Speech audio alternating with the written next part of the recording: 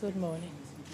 Well, together with Secretary General Stoltenberg, we will present, he presents to the defense ministers of the allies our joint report that I presented to the defense ministers of the European Union last week on 42 operational actions we have taken together in this last 6-7 months. Cooperation between the European Union and NATO has never been so strong, so deep, and so expanded in all fields, from hybrid threats to cyber security to maritime cooperation. And we are going to have, for the first time ever, in autumn, a first parallel exercise between NATO and the European Union. So at the same time, we are also exploring to a level that was never tested before, the European Union internal security and defense work. And this shows that the two things go hand in hand. The European Union believes enormously in the capacity of NATO to guarantee security in a broader sense, also for Europe. And we are ready to contribute to our collective global security with a European Union that is stronger on defense and security than ever before.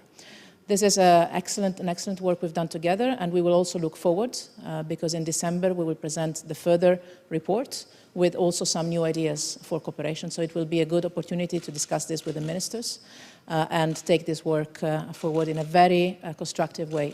Really, in the history of the two institutions, never there has been a moment like this with such a strong, solid and cooperative approach, very concrete, very operational. So we're looking forward to continue this work. On the issue of NATO-EU cooperation, are you open to a joint trip to the Balkans with you and Secretary Stoltenberg? Do you think that that could advance security and stability in the region if the two of you went on sort of a joint mission? We are already coordinating very strongly on different messages that we're sending, including in the Western Balkans. You might remember during my last visit to the region, I was visiting the 6 partners we have in the Western Balkans. And in some of them, I was passing a message also clearly on behalf of Secretary General Stoltenberg, because we discussed the situation on the ground beforehand and we agreed common lines. We are ready to have joint trips and visits. This can be in the Balkans, this can be elsewhere. We are currently planning. We have both complicated agendas, as you can imagine, but we are looking at possibilities to have a joint visit, not necessarily in the Balkans to start with, in autumn. And again, the contacts are weekly contacts, not only between the two of us, which counts a lot, but also I have to say I see an unprecedented level of work done at staff level in a coordinated manner.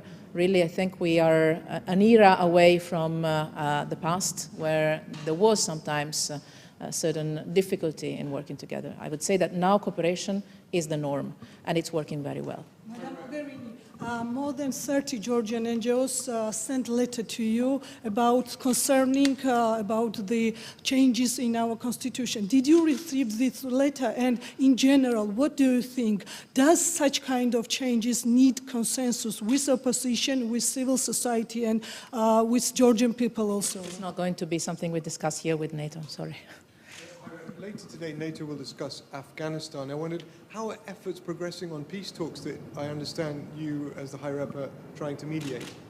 No, we're not trying to mediate direct talks in Afghanistan, but we have hosted 6 months ago in Brussels a huge international conference on Afghanistan, where I also took the chance to gather the main international players and regional players from China to Pakistan and the United States, obviously the United Nations, and the Afghans as well, and others. We are aiming at supporting a regional effort with an Afghan ownership. We're discussing this with our partners in Afghanistan, and we are continuing to do so. Perspectives are, as always, difficult, but I see a committed leadership. I see a country that is ready to turn the page and that needs all the international and regional support. And I see also regional partners that are ready to engage, to support this process, because I think everybody realizes that peace and security in Afghanistan and development in Afghanistan is something good also for all the countries in the region.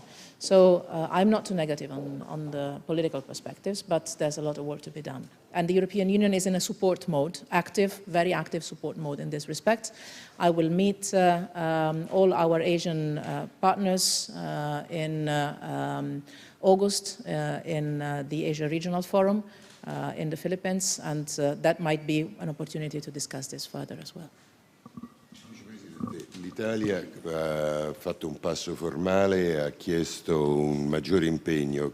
Chiaramente l'impegno maggiore non può venire dalla Commissione, l'obiettivo sono chiaramente gli altri governi che hanno fatto promesse che fino a questo momento non sono mantenute.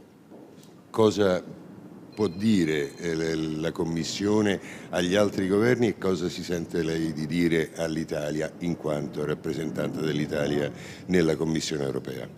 Innanzitutto un pieno sostegno, non solo mio personale, ma di tutta la Commissione alle richieste dell'Italia.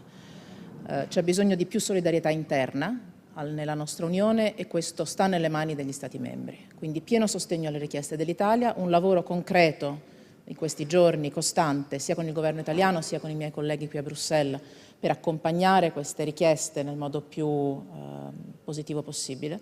La responsabilità politica è nelle capitali degli altri Stati membri e c'è bisogno che, oltre a riconoscere il grande lavoro che l'Italia ha fatto e sta facendo, ci sia anche il passaggio successivo, cioè quello della condivisione della responsabilità.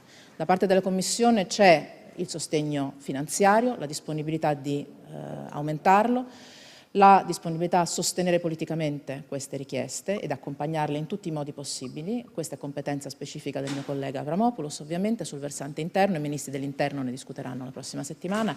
Io stesso ho parlato in questi giorni molto spesso con il ministro Minniti.